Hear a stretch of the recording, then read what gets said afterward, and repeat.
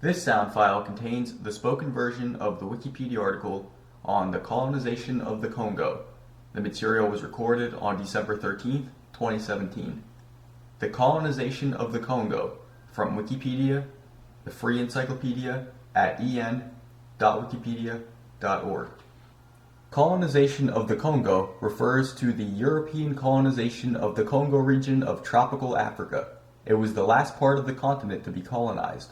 By the end of the 19th century, the Congo Basin had been carved up by European colonial powers into the Congo Free State, the French Congo, and the Portuguese Congo.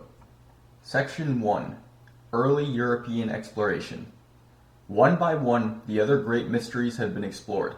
The coasts by Prince Henry the Navigator's Portuguese sailors in the 15th century, the Blue Nile by James Bruce in 1773, the remote Upper Niger by Mungo Park in 1796, the vast Sahara by competitors Lang, Kiley, and Clapperton in the 1820s, the fever-ridden mangroves of the Lower Niger by the brothers Richard and John Lander in 1830, Southern Africa and the Zambezi by Livingstone and John Clafton in the 1850s, the Upper Nile by Burton, Speck, and Baker in a succession of expeditions between 1857 and 1868. Though the Congo had been one of the first to be attempted, it remained a mystery. Since the 15th century, European explorers had sailed into the broad Congo estuary, planning to fight their way up the falls and rapids that begin only 100 miles inland, and then travel up the river to its unknown source. All failed. The rapids and falls, had they known it, extended for 220 miles inland, and the terrain close by the river was impassable, and remains so to this day. Repeated attempts to travel overland were repulsed with heavy casualties, accidents, conflicts with natives, and above all, disease saw large and well-equipped expeditions got no further than 40 miles or so past the westernmost rapid, the legendary Cauldron of Hell. Section 2. Stanley's Exploration. It was not until 1867 that the Congo was explored by Europeans, and even then it was not from the sea, but from the other side of the African continent. Setting out from Zanzibar, Henry Morton Stanley, a British-born American journalist and explorer, aimed to find the famous Dr. Livingstone. Livingstone had not been heard from in several years, and was in fact exploring the upper reaches of a great navigable inland river called the Lualaba, which Livingstone hoped was connected to the Nile, but which turned out to be the Upper Congo. After leaving Livingstone, Stanley sailed for 1,000 miles down the Lualaba, and to a large lake he named Stanley Pool. Then, rather than perish in the impenetrable country of the Cascades, Stanley took a wide detour overland to come within striking distance of the Portuguese trading station at Boma on the Congo estuary. Section 3. Prelude to Conquest. Henry Morton Stanley. When Stanley returned to Europe in 1878, he had not only found Dr. Livingstone, resolved the last great mystery of African exploration, and ruined his health, he had also opened the heart of tropical Africa up to the outside world.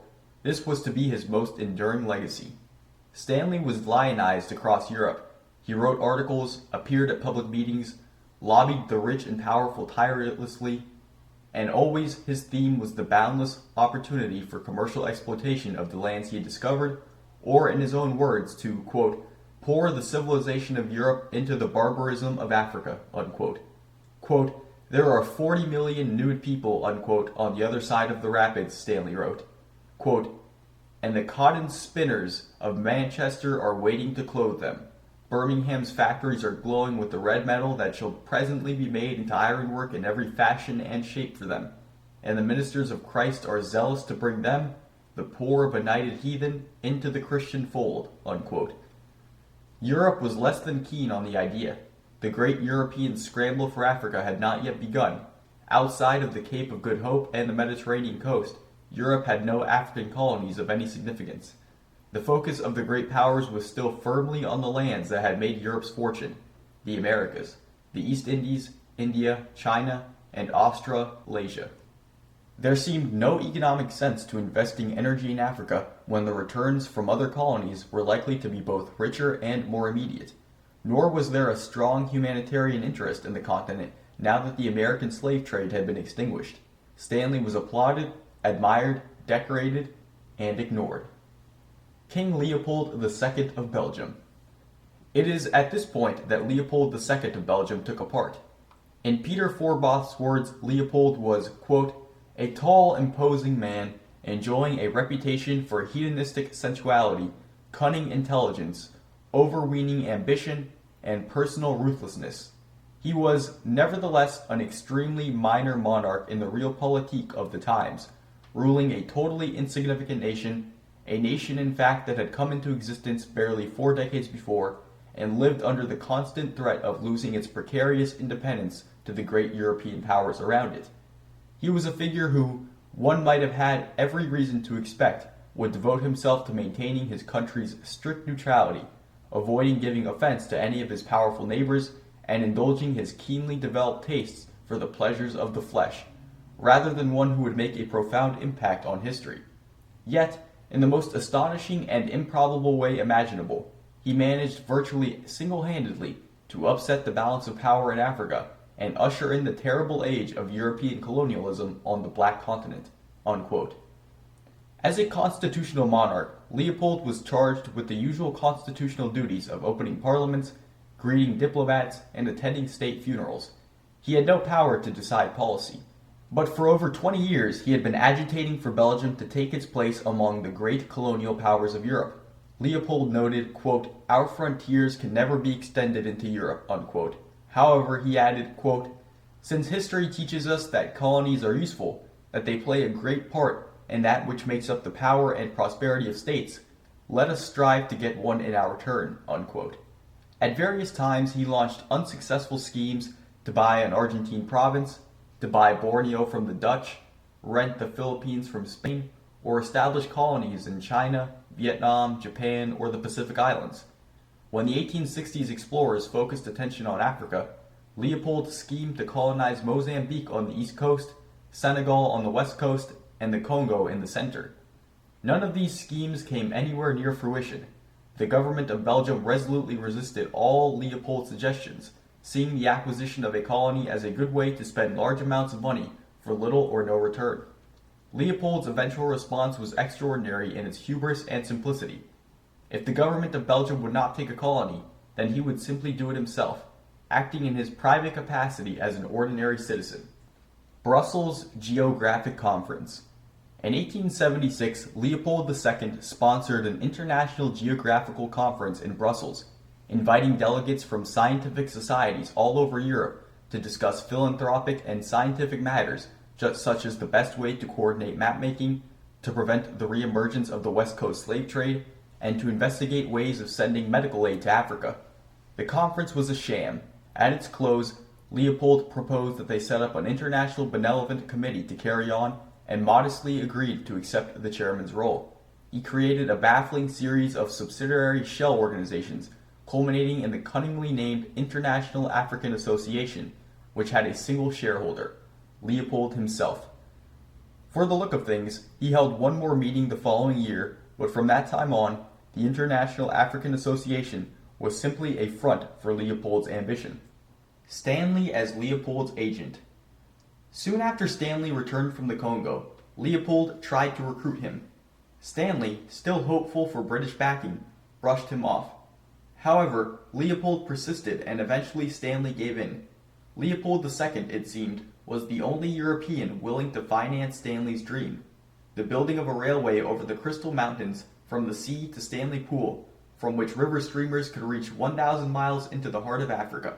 Stanley, much more familiar with the rigors of the African climate and the complexities of local politics than Leopold, Leopold II never set foot in the Congo until his death in 1909, persuaded his patron that the first step should be the construction of a wagon trail and a series of forts. Leopold agreed, and in deepest secrecy, Stanley signed a 5-year contract at a salary of £1,000 a year and set off to Zanzibar under an assumed name. To avoid discovery, materials and workers were shipped in by various roundabout routes, and communications between Stanley and Leopold were entrusted to Colonel Maximilian Strauch. It was only at this point that Stanley was informed of the magnitude of Leopold's ambition. Stanley was not merely to construct a series of trading stations, he was to secretly carve out an entire nation. The instructions were direct and to the point. Quote, "It is a question of creating a new state. as big as possible, and of running it. It is clearly understood that in this project there is no question of granting the slightest political power to the Negroes. That would be absurd." Unquote. Apparently finding nothing reprehensible about Leopold's ambitions, Stanley set about his task with a will. For all his social shortcomings in European society, he was undoubtedly the right man for the job. Within 3 years, his capacity for hard work, his skill at playing one social group off against another, his ruthless use of modern weaponry to kill opponents, and above all, his relentless determination opened the route to the Upper Congo. In later years, Stanley would write that the most vexing part of his duties was not the work itself, nor negotiating with the natives, but keeping order amongst the ill-assorted collection of white men he had brought with him as overseers, who squabbled constantly over small matters of rank or status. Quote, "Almost all of them," unquote, he wrote, quote, "clamored for expenses of all kinds, which included wine, tobacco, cigars, clothes, shoes, board, and lodging, and certain nameless extravagances," unquote, by which he means attractive slaves to warm their beds. Exhausted, Stanley returned to Europe only to be sent back by Leopold, who promised him an outstanding assistant, Chinese Gordon, who did not in fact take up Leopold's offer, but chose instead to go meet his fate at Khartoum. Quote, "It is indispensable," unquote, instructed Leopold, quote, "that you should purchase for the Comité d'Etudes, i.e. Leopold himself, as much land as you can obtain," unquote.